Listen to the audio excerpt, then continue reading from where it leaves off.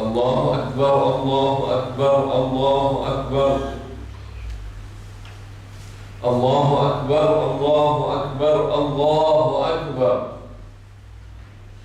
الله أكبر كبيرا والحمد لله حمدا كثيرا وسبحان الله بكرة وأصيلا.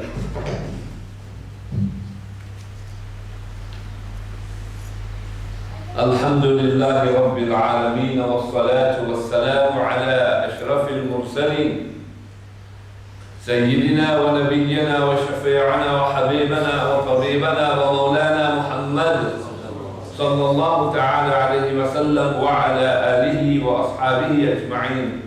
السلام عليكم ورحمة الله وبركاته. Hajj is that largest annual convention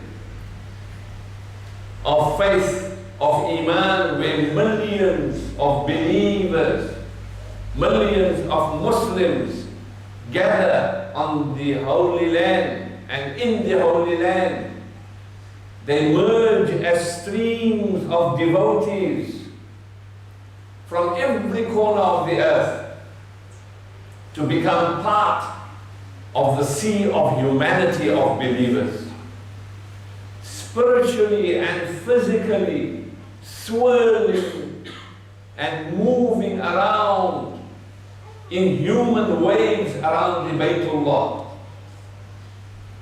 Each individual Hujjaj is a drop in the ocean, a drop that always yearns to be part of that ocean. An ocean that knows no barriers of race. It does not know any barriers of language or color or gender or age or time. Only thing that is on their lips and in their hearts is Allah. Allah. The talbiyah. That is all. That's all that matters. When Malcolm X, known as Malik al-Shabazz, when he went on Hajj, he was described as one of the greatest and most influential African Americans in history, and was assassinated in 1965, and he became an icon for justice, for equality and human dignity. And when he went on Hajj, it transformed him. And this is what he says, his experience. He says they were of all colors, from blue-eyed blondes to black-skinned Africans. But we were all participating in the same ritual, displaying a spirit of unity and brotherhood that my experiences in America had led me to believe never could exist between the white and non-white. America needs to understand Islam, because this is the one religion that erases from its society the race problem. And he goes further by saying, during the past 11 days here in the Muslim world, I have eaten from the same plate, drunk from the same glass, and slept in the same bed or the same rug, while praying to the same God, with fellow Muslims whose eyes were the bluest of blue, whose hair was the blondest of blonde, and whose skin was the whitest of white. And in the words and in the actions, in the deeds of the white Muslims, I felt the same sincerity that I felt among the black African Muslims of Nigeria, of Sudan, of Ghana. And he says further, we were truly all the same brothers, because their belief in one Allah, in one God, had removed the white from their minds, the white from their behavior, and the white from their attitude. I could see from this that perhaps if white Americans could accept the oneness of God, then perhaps too they would accept in reality the oneness of man, subhanallah, and cease to measure and hinder and harm others in terms of their differences in color. What a speech, what a profound statement. Malik al-Shabazz, who's passed away, Allah yarhamu, has demonstrates universal Islamic fraternity. It acquaints the Hujjaj with historical and spiritual environment of Nabi Ibrahim alayhi salam, as well as Sayyidatina Hajira, Nabi Ismail, and Nabi Muhammad sallallahu alayhi wa sallam. May there be peace on all of them. It also reenacts the fundamental aspects of our history. It reminds of the grand assembly, the gathering on the day of Yawm al-Qiyamah. The performance of the manasik, in other words, the rites of the Hajj, the prescribed rites at specified times, at particular places, in recommended manner, is aimed at reflecting a wholesome demonstration of Muslim brotherhood and sisterhood.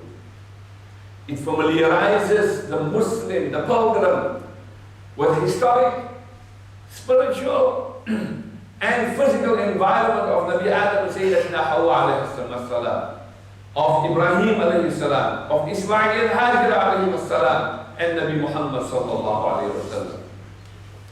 By reenacting some of the significant elements,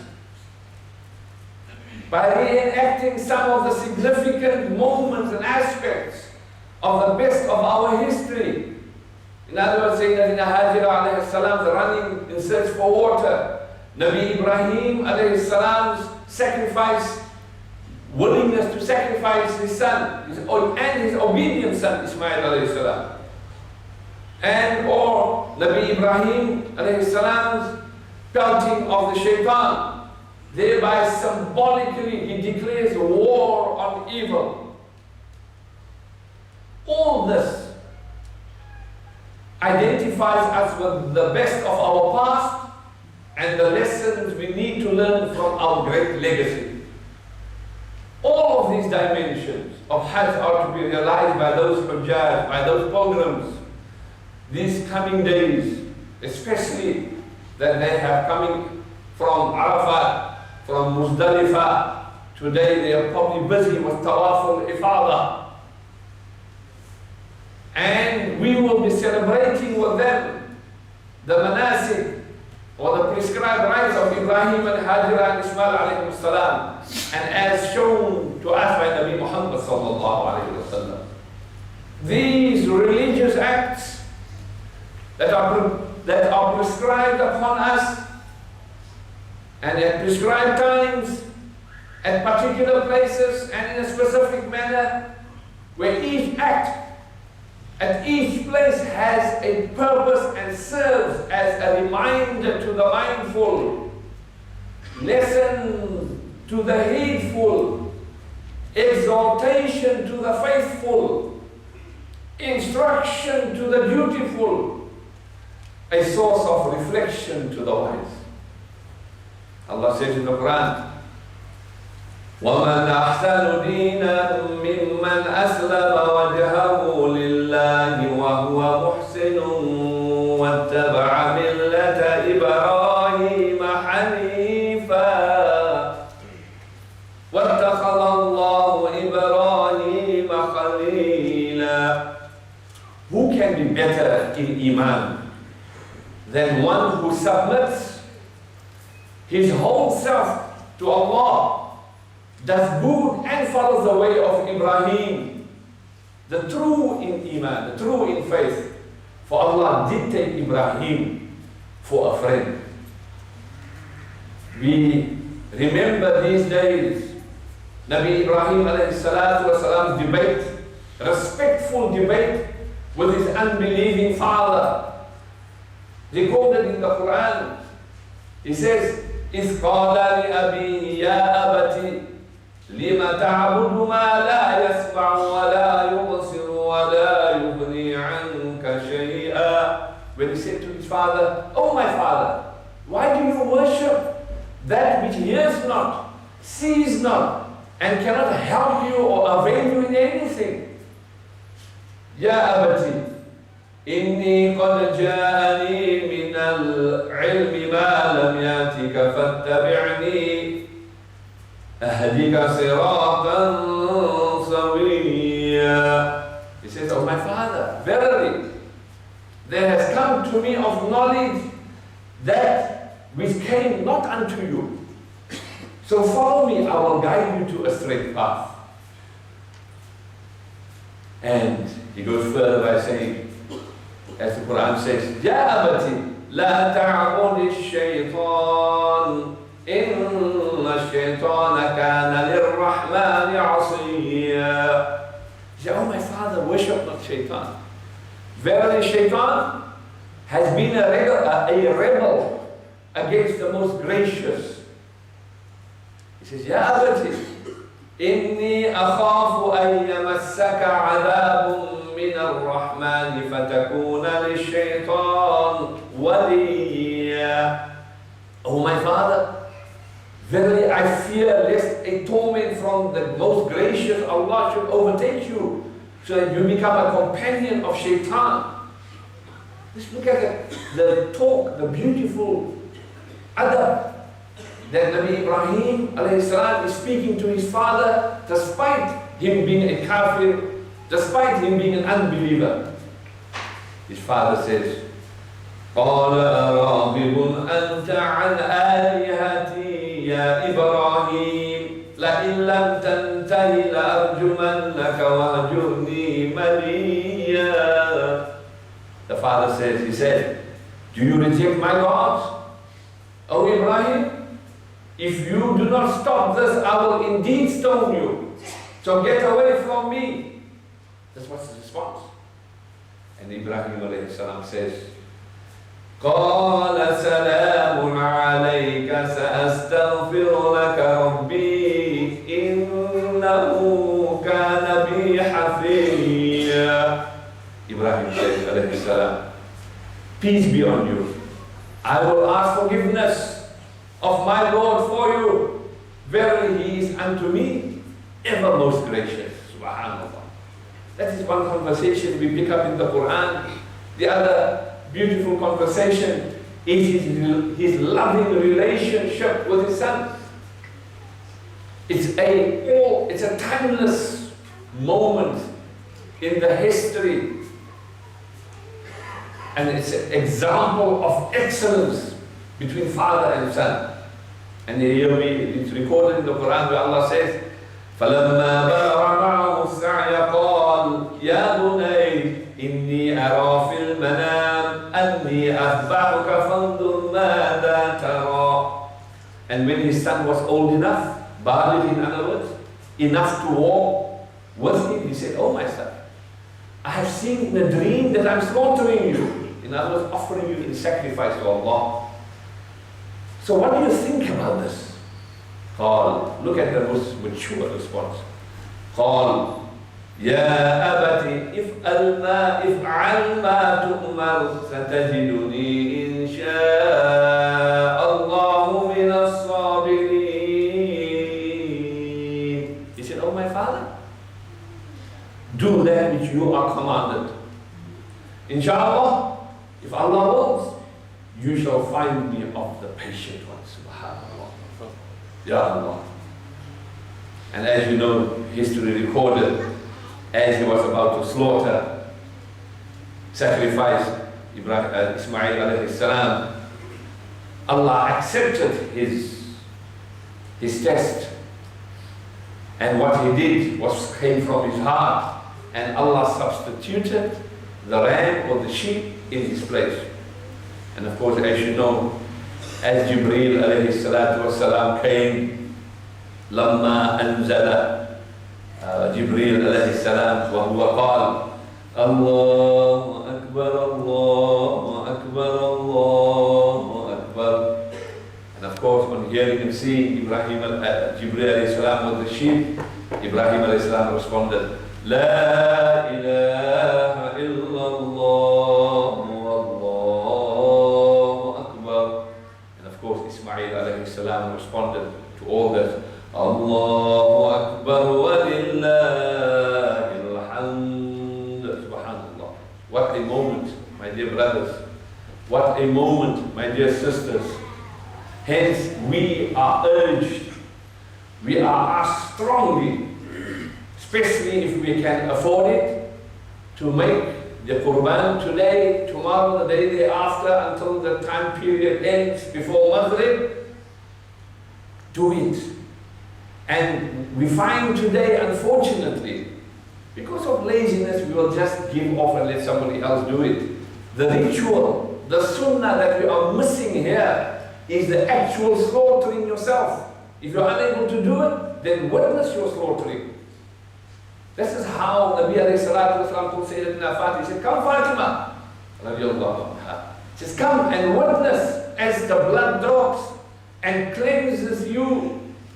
This is the purpose of it. And one sheep, my dear brothers, as Nabi sallallahu alayhi wasallam said, that he makes it for himself, and ahli, and my family, and Ummat Muhammad sallallahu alayhi wasallam. One sheep suffices for your whole family. Mention them by name, one sheep. If you can do two, do two. If you can do four, do four. Start off with one and mention all the names. Even the deceased of your parents that have passed away, you're allowed to say their names if they have passed away in the Quran. And it should be done every year. We have money to waste, but we have not money to do such a great act. And don't do it for the sake of just doing it behind my back. No. Understand the concept. Understand the reason. So that you can earn taqwa. So you can imbibe that God consciousness on you. We ask Allah subhanahu wa ta'ala to assist us in this great sunnah, to carry it out. We also ask Allah subhanahu wa ta'ala to accept our hujjaj, to accept all they do, and accept their hajj.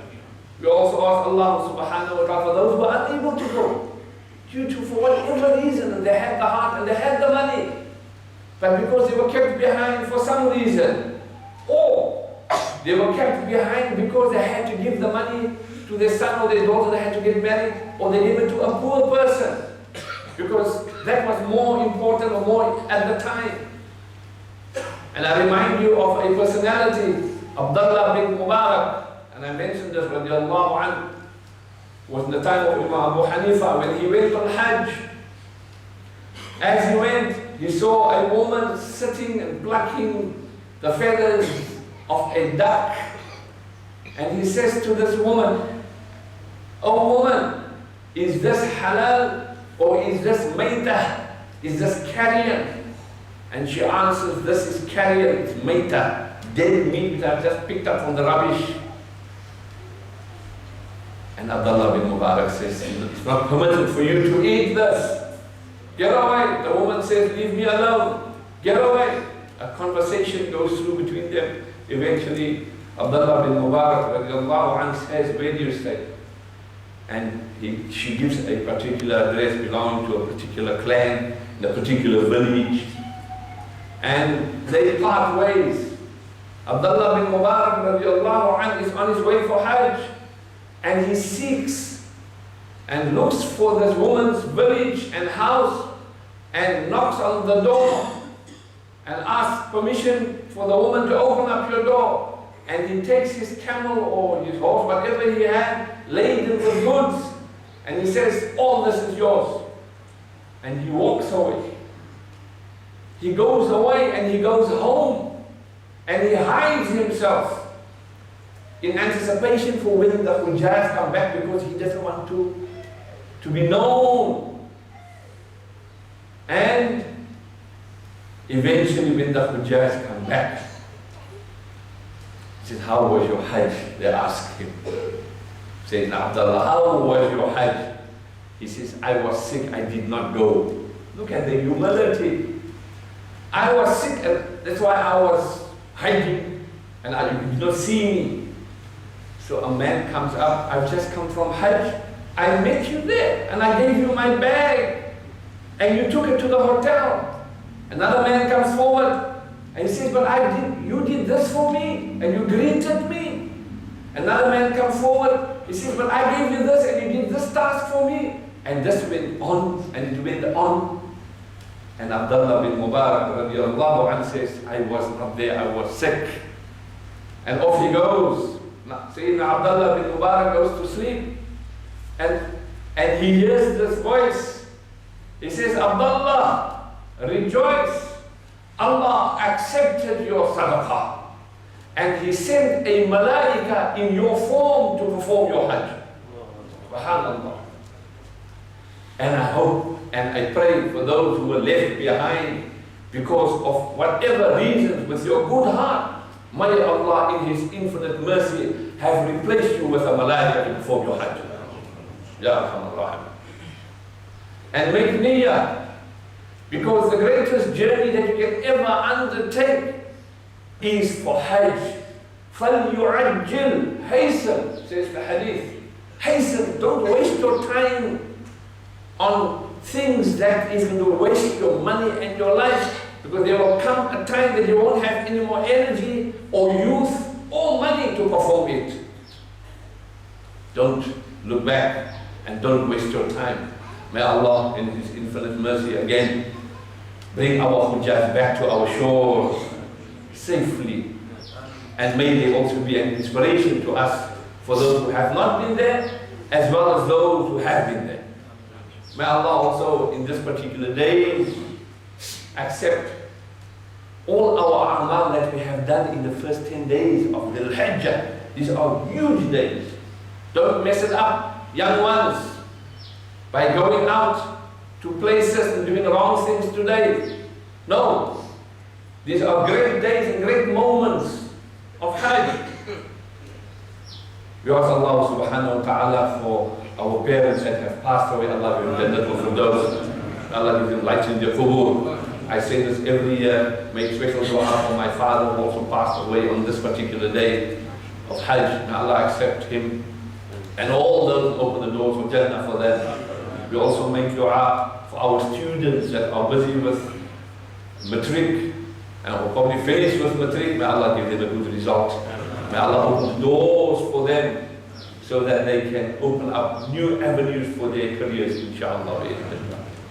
Walhamdulillahi Rabbil Alameen. Before I go, I express our happiness on behalf of our committee, myself, my family, to all of you. Eid Mubarak to you and your family. Take the barakat home, convey it, and remember Allah all the time. A person who does not remember Allah for a split moment, the great pious people says, in between breaths, if you take your breath in and out, and if you are heedless of remembering Allah, you fall under the category of being a ghafla, in a state of heedlessness. May Allah protect us and we never in a state of heedlessness, Ya Rabbal Alameen. Allahu Akbar, Allahu Akbar, Allahu Akbar. La